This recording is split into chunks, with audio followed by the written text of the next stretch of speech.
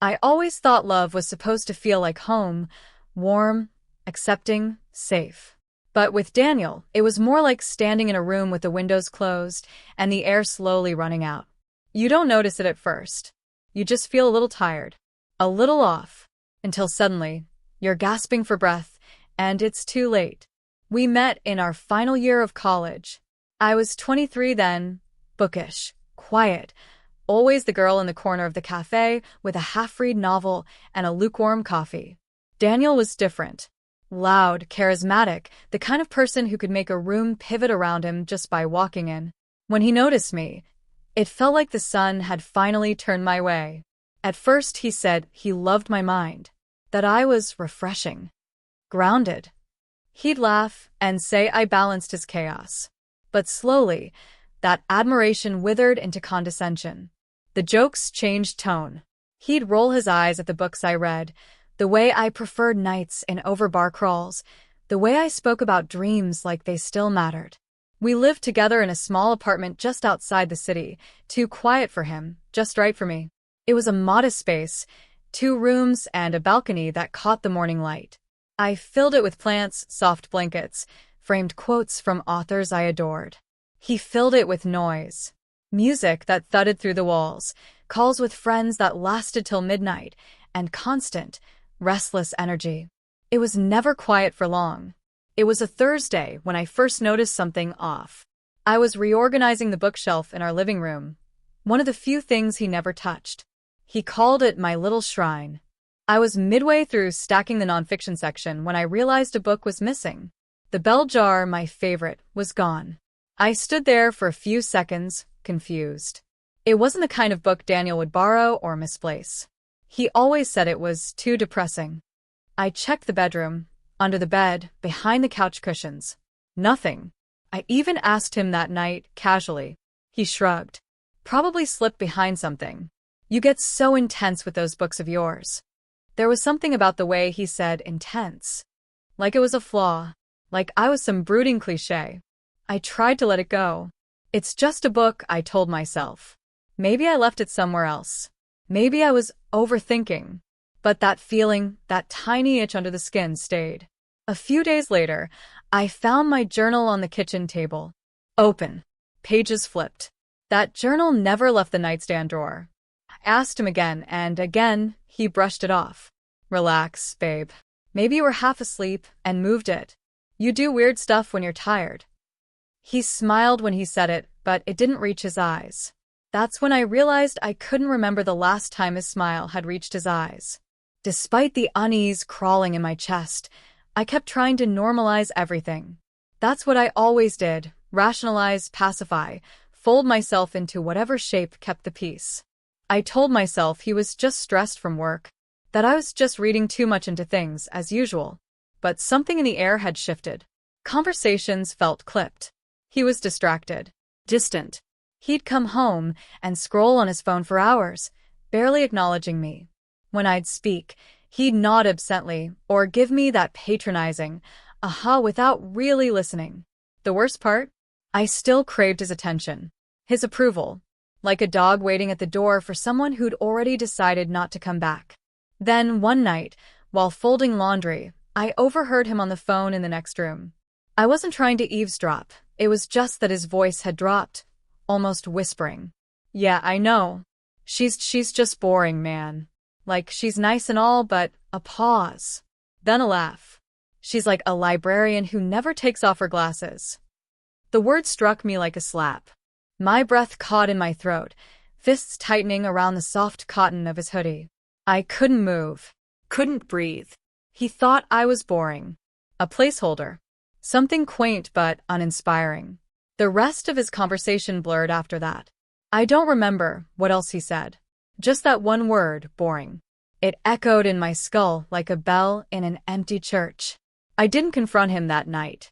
I crawled into bed beside him, heart pounding, skin numb. He wrapped an arm around me in his sleep. I lay stiff, frozen, staring at the ceiling, wondering how long he'd felt that way, wondering how long I'd pretended not to see it. The next morning, I made us coffee and smiled like nothing had happened. He kissed my cheek and said I was sweet. I almost laughed. Sweet. Boring. Predictable. Maybe I had been. But that was about to change. There's a moment in every story where the silence stops being peaceful and becomes suffocating. That Thursday was mine. I didn't know it yet, but the air had already started running out. After that night, I became a different version of myself, quieter, more observant. It wasn't a conscious decision. It just happened. Something in me had cracked open, and now I was watching him with new eyes. I began to notice all the little things that never quite made sense before. Daniel started coming home later. No explanation. No apology. Just a casual. Work ran late as he dropped his bag and headed straight for the shower. The scent of his cologne was always stronger, like he was trying to mask something. Lipstick on his collar? No. He wasn't that careless. But his phone, once left charging on the kitchen counter without a second thought, was now practically welded to his hand. I tested him once. He left it on the couch when he went to grab a drink from the kitchen. Just for a second. I touched it, barely. It lit up instantly, flashing a passcode screen. That wasn't unusual. But the change in his voice when he returned was. Looking for something? He asked, tone light but eyes sharp. I smiled. Just moving it so I could sit. He didn't say anything, just took the phone, slipped it into his pocket, and changed the subject. But I saw the tension in his jaw. He knew I was beginning to notice. And I knew he was hiding something. Then came the absences. Going out with the guys tonight, he'd say, already halfway out the door. No invite. No explanation. Just a text hours later saying he might crash at Mark's or Leo's. The first time it happened, I waited up for him till 2 a.m. I paced the living room, clutching my mug of tea, staring at the door. He didn't come back. The next morning, he strolled in like nothing was wrong, yawning dramatically and complaining about a hangover. Asked him where he'd been. His response? God, you sound like my mom. It was a joke, but not really. There was a cruel undertone to it. A layer of disdain he didn't bother to hide anymore. I didn't laugh. I started paying attention to his lies. The names of friends he mentioned changed. The bars he claimed to go to didn't match his credit card receipts. Yes, I checked. I never imagined I'd be the kind of woman who snooped through her partner's things. But when you're drowning in doubt, you cling to anything that might keep your sanity afloat. The receipts told a different story. Dinners for two, charges at places he'd never mentioned before, rideshare pickups from locations that didn't match the timeline he'd given. It was like peeling an onion, one lie at a time, and with each layer, the tears came easier. But still, I said nothing. I wasn't ready. Not yet. I wanted to be sure. I needed something undeniable. Something that couldn't be twisted or gaslit into oblivion. That moment came on a rainy Tuesday. He told me he was staying late at work for a presentation. I nodded, pretended to believe him, and spent the day quietly stewing in suspicion. That night, as the storm pounded against the windows, I stared out into the dark, the clock ticking past 9 p.m., then 10. No message. No call. At 11:13 p.m., a notification buzzed on our iPad, the one we barely used anymore. I happened to be cleaning the shelf near it when it lit up. A preview from Daniel's cloud account. It was a photo. The kind that automatically backed up if the settings weren't turned off. It was blurry, taken in low light. But it was unmistakably him, smiling, glass of wine in hand, sitting across from a woman with long auburn hair and red nails curled around a wine glass. I stood frozen, heart pounding like a war drum in my chest. I stared at the image until my eyes burned. It was the first concrete proof. Not a receipt. Not a missed call. Not a vague text. But a moment. A stolen moment captured by accident, by the very technology meant to connect us. I sent him a message. How's the presentation? No reply. At 11:45, he walked in, soaking wet, hair slicked to his forehead. Traffic was hell, he said, tossing his coat on the chair. And I forgot my umbrella.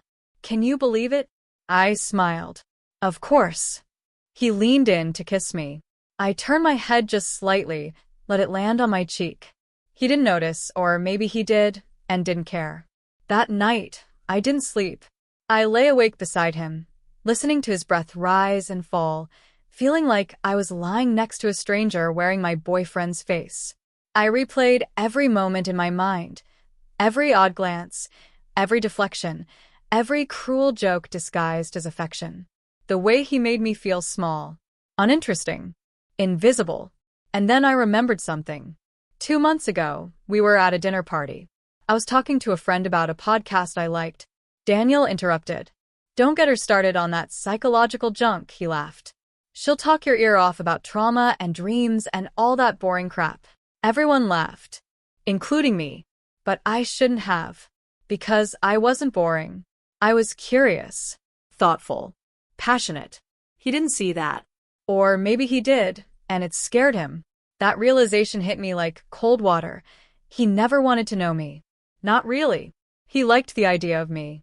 Quiet, predictable, easy to manage. Until I started asking questions. Until I noticed the cracks. Until I stopped smiling on command. I got out of bed, walked to the living room, and stared at the photo on the iPad again. I didn't cry. Not this time. I took a deep breath, closed the screen, and whispered into the silence, "You have no idea what you've just done." The morning after that stormy night, everything felt quieter than usual. Too quiet. Like the moment before an earthquake when the birds go still and the wind holds its breath. Daniel acted normal, too normal. He hummed in the shower, made coffee, even kissed my forehead as he walked past me in the kitchen, completely unaware that his house of cards was about to collapse. I stared at the back of his head as he scrolled through his phone. So calm. So smug. Like a man who thought he still had control. But something inside me had shifted. I wasn't the same woman who begged for crumbs of his attention. I wasn't afraid of him anymore. Not his silence, not his rage, not his manipulations. I had evidence now. I had clarity. And with that came the strength to plan my exit. But I didn't rush. No, I wanted him to feel what I had felt, confused, powerless, unimportant. I wanted him to see himself through my eyes for once. So I waited. I started pulling back, little by little. No more dinners made for him when he came home late. No more texts asking where he was. No more attempts to reach for his hand when we walked. I let the silence grow between us like a wall, higher each day, brick by brick. He noticed. "You've been quiet lately," he said one evening, eyeing me over his wine glass. "Just tired," I replied, without looking up. "Everything okay?" he asked, trying to sound concerned. I nodded. Why wouldn't it be? He didn't answer. Just stared at me for a moment too long, as if trying to figure out what I knew. But he didn't ask. Cowards rarely do. Then a week later it happened. The breaking point. I had been waiting for it, setting the trap piece by piece. And that evening I got what I needed. He told me he was going to Mark's for poker night. Again. I smiled and kissed him on the cheek. "Have fun," I said sweetly. Too sweetly. He hesitated for half a second, then walked out the door. As soon as I heard his car pull away, I opened my laptop. The tracking app one installed, without his knowledge, pinged his phone, and therefore he was heading downtown. Nowhere near Mark's apartment. I took a cab. I didn't want my car to be seen. I followed the dot on my phone until it stopped at a rooftop bar. The same one from the photo. My heart raced, but I stayed calm. I walked inside like I belonged there, climbed the stairs, and emerged into the night air. And there they were. Daniel. And her. She was laughing, tossing her hair back like women do when they believe they're safe. He was leaning in close, saying something into her ear, his hand resting on the table far too close to hers. For a moment, I just watched. Not because I needed more proof, but because I wanted to see him as he really was. Not my boyfriend. Not the man I had built dreams with. Just a liar. A manipulator. A fraud in designer clothes. Then I walked over. "Daniel," I said, voice calm, eyes steady. He jumped like he'd seen a ghost. Her eyes widened. "Who's she?" I turned to her. "I'm his girlfriend. Or, at least I was. But I think you both just made it official." She looked at him in horror. "You told me you were single." I smiled. Of course he did. That's his favorite lie. He stood up, flustered, voice low. What are you doing here? What am I doing? I repeated. Catching you in the act. He tried to reach for me. I stepped back. Don't. Just don't. He looked around, suddenly aware of the attention. The people nearby had gone quiet, their eyes flickering between us. I wasn't shouting. I didn't need to. The truth was loud enough. I hope she was worth it, I said, my voice steel-wrapped in silk. Because you just lost the best thing you ever had. And with that, I turned and walked away. I didn't cry. Not there. Not in front of him. I held my head high, even as my chest burned. I got in the elevator, stepped outside into the night, and only then let a single tear fall. But it wasn't sadness. It was release. Back at home, I began packing. I had already prepared most of my things days ago, just in case. I moved like a woman possessed, determined, clear. Every shirt folded was a memory released. Every drawer emptied was a promise I took back.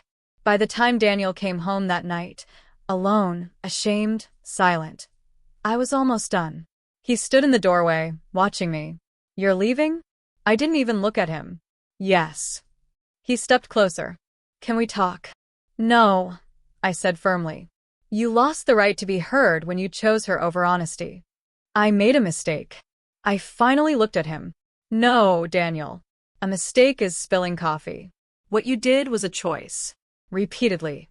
He looked down, defeated. I didn't think you'd find out, he murmured. I laughed, a bitter, tired sound. That's the problem. You counted on my silence, my trust, my love. You thought I'd never question you. He didn't respond. I zipped the final bag.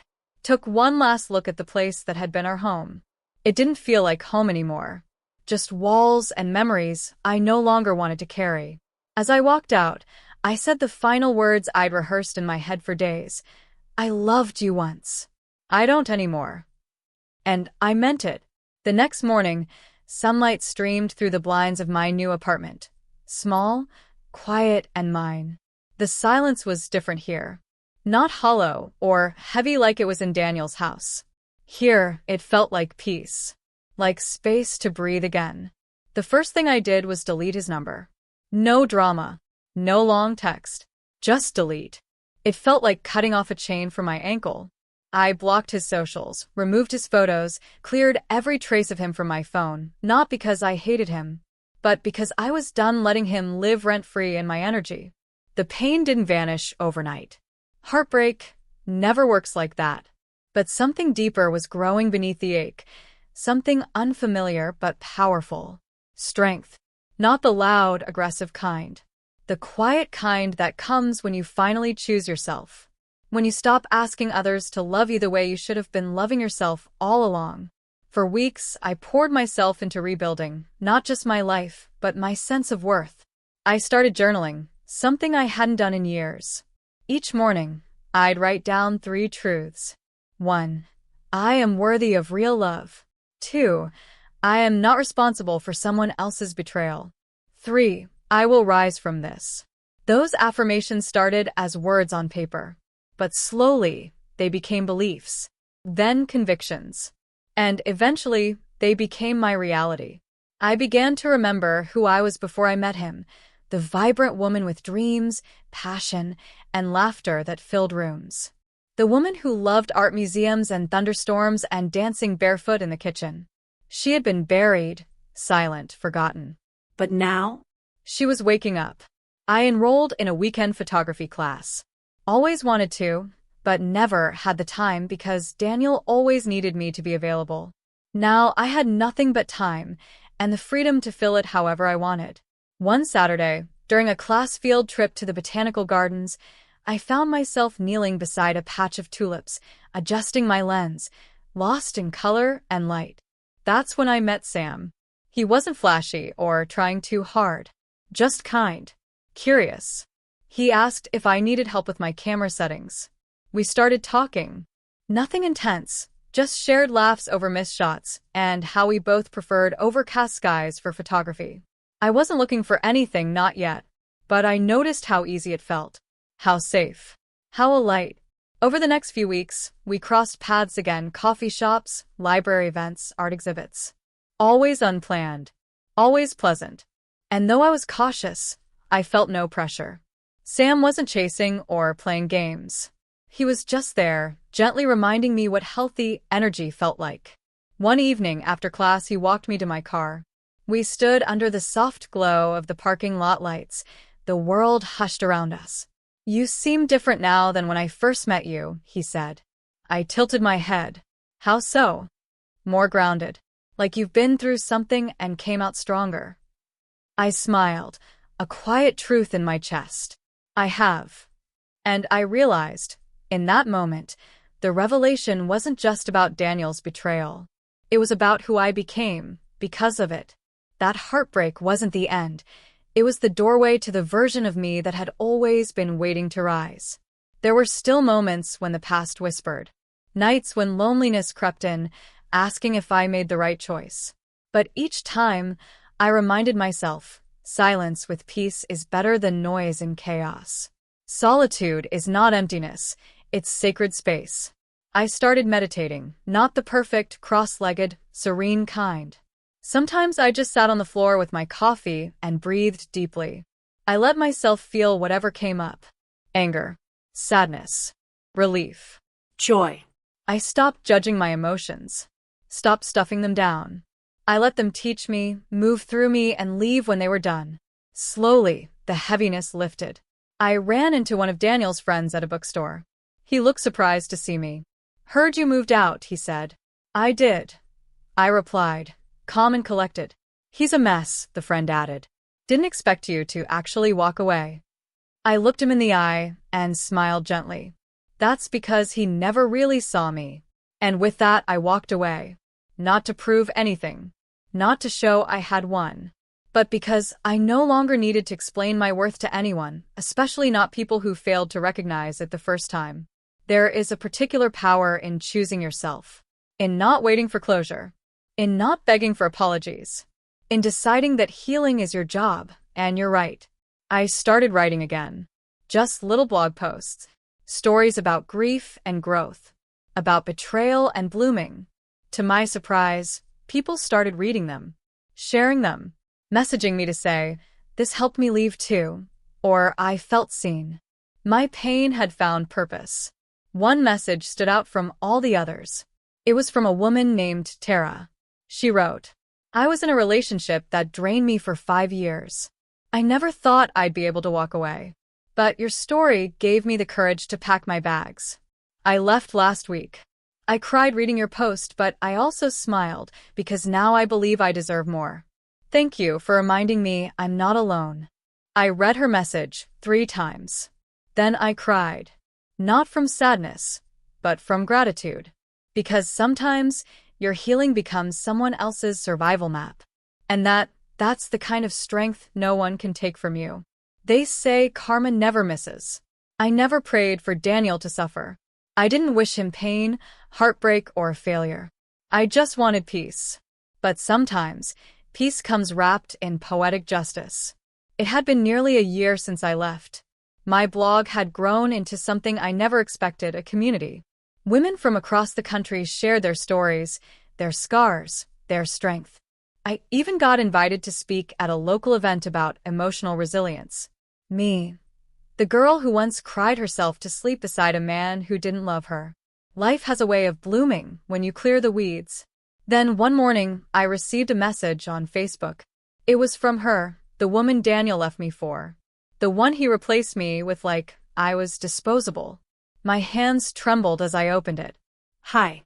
I know this is probably weird, but I just wanted to say, I'm sorry. I didn't know everything back then. I thought I was the one he truly loved. But it turns out, I was just next. I blinked. She continued. He did the same things to me. The lies. The gaslighting. The disappearing for hours and saying it was work. I found messages. Photos. Even found out he had been seeing someone else while he was with me, just like he did to you. I don't expect forgiveness. I just needed to say it. You were never the problem. He is. My heart raced, not from anger, not from pain. from validation. The truth I had lived through and survived was no longer mine alone. Someone else had seen it, felt it, been burned by the same fire. I stared at her message for a long time. Then I typed, "Thank you for your honesty. I don't hold anger toward you. I wish you healing, the kind that reaches deep." She replied with a simple heart emoji and a final message. "You were stronger than I realized. I wish I had seen it sooner." I closed the conversation and leaned back in my chair, exhaling. It wasn't triumph. It wasn't revenge. It was something far more powerful, clarity. Daniel had lost something he would never find again, a woman who loved him through his worst, stood beside him when he was nothing, and still chose him. He mistook devotion for weakness. And now he was repeating the same pattern, sinking in the same cycle. That's the thing about karma. It doesn't always come loudly. Sometimes it arrives as a mirror.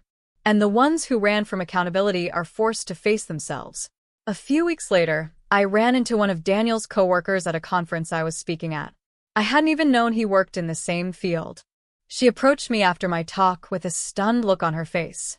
"Wait, you're the Layla?" she asked. I raised a brow. "I'm not sure which one you mean." She laughed awkwardly. "I work with Daniel. Well, used to. He left the company last month. Big mess. HR investigation. Something about inappropriate conduct. Honestly, no one was surprised. He always acted entitled. I didn't ask for details. I didn't need them. But inside, I felt a quiet justice. You see, while I had been healing, growing, transforming, Daniel had been running from himself. And eventually, your demons catch up. Meanwhile, I had just launched my first online course about reclaiming self-worth after toxic relationships. Enrollment was full within days.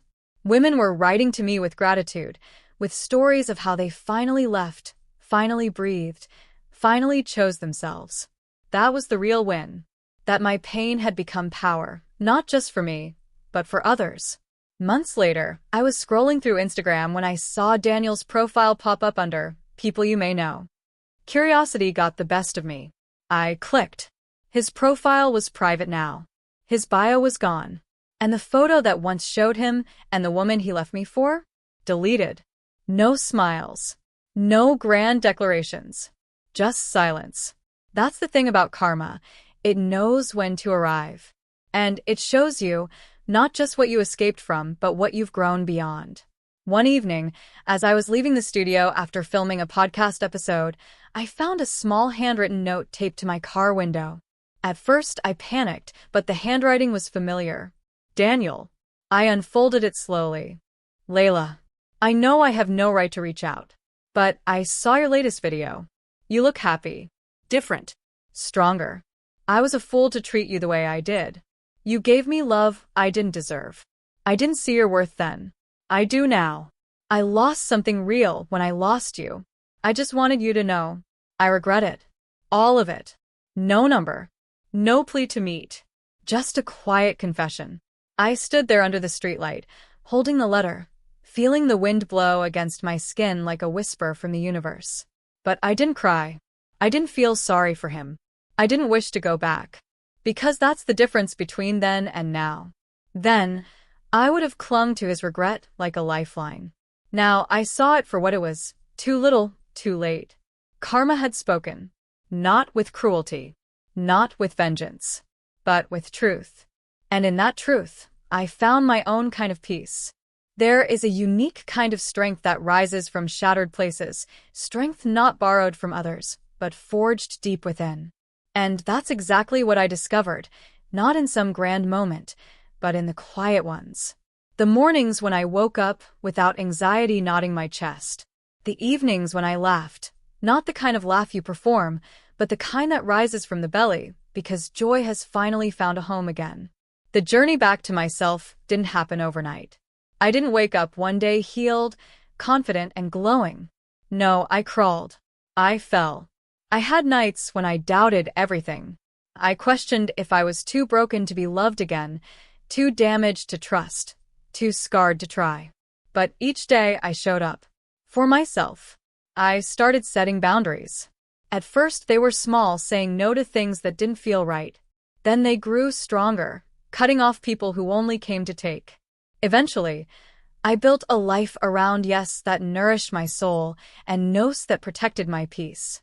I redecorated my apartment. Not just with furniture, but with intention. I placed affirmations on my mirror. I lit candles not for ambience, but as a ritual to remind myself that light lives here now, not darkness. And one day, as I stood looking at myself in that mirror, I didn't see the woman he left. I saw a woman he never really knew, because even when I was with him, I had hidden parts of myself to be more palatable, more digestible, less too much. But now? Now I am gloriously too much, too intelligent, too kind, too passionate, too powerful to shrink again. My blog grew into a brand. I gave it a name that once felt like a whisper, but now roared with pride. Worthy Anyway. It became more than a website. It became a movement. We hosted our first in-person retreat in Bali, a circle of 20 women who had each been through heartbreak, betrayal, rejection. We laughed, cried, danced under the moon, and remembered what it meant to belong to ourselves. It wasn't about hating the ones who hurt us. It was about reclaiming our power from the ashes of what we thought broke us. And let me tell you, there is nothing more powerful than a woman who remembers who she is. One night during that retreat, as the waves lapped gently against the shore, one of the women turned to me and said, "Layla, do you ever think about what would have happened if he hadn't left you?" I smiled gently, thinking of all the versions of me that once begged for his love. "Yes," I said, "I'd still be lost, because sometimes the heartbreak we curse is the doorway to our liberation. Sometimes being replaced is the universe's protection in disguise, a cosmic redirection to something far greater. Like purpose, like peace, like power." I no longer saw his betrayal as the end of my story. I saw it as the exact plot twist I needed. He thought he was choosing someone better. He didn't realize I was still becoming. And what I've become is someone he wouldn't even recognize now. A few months after the retreat, I was invited to do a TEDx talk. The theme? What love teaches us after it leaves. I stood on that stage, not as a victim, not as a scorned ex, but as a survivor, a guide, a woman who turned her pain into a platform. I told my story, not to shame him, but to shed light on the shadows women often carry in silence. And when I finished, the crowd rose to their feet. Not because I was extraordinary, but because I was real. I didn't sugarcoat the loneliness, the self-doubt, the internal wars. But I also didn't stay there. And that's the power of full circle moments. When you can revisit where you were without becoming who you were. When you can look back without aching, only appreciating how far you've come. A few weeks later, I got an email from a major publisher. They wanted me to write a book, Worthy Anyway, Rising After Being Replaced. I said yes, not because I needed validation, but because I knew it was time. Time to speak louder. Time to help others heal. Time to remind every woman who's ever felt discarded, you are not disposable. Love does not define your worth. Rejection does not diminish your value. And someone walking away doesn't mean you were not enough. It means they were never meant to stay. I now mentor women from around the world. Women who, like me, thought their story was over. And every time I read their emails, I'm reminded. He thought replacing me would break me. But all it did was set me free. Today, I wear my scars like jewelry. I tell my truth without flinching. I love again, not recklessly, but rooted in knowing who I am. I do not chase closure. I do not crave apologies. Because I've already received the most powerful gift there is, myself. And now I live for me. Now I rise for me. Now I love me. So to the woman reading this, watching this, hearing this, if someone has made you feel small, unlovable, invisible, let this be your sign. You are not too much. You are not too late. You are not unworthy. You are rising. Even if it feels like crumbling right now, trust me, the fire isn't here to destroy you. It's here to forge you. And one day, you will look back, just like I did, and whisper, "Thank you for leaving me. You handed me back to myself. And nothing is more powerful than a woman who owns her return.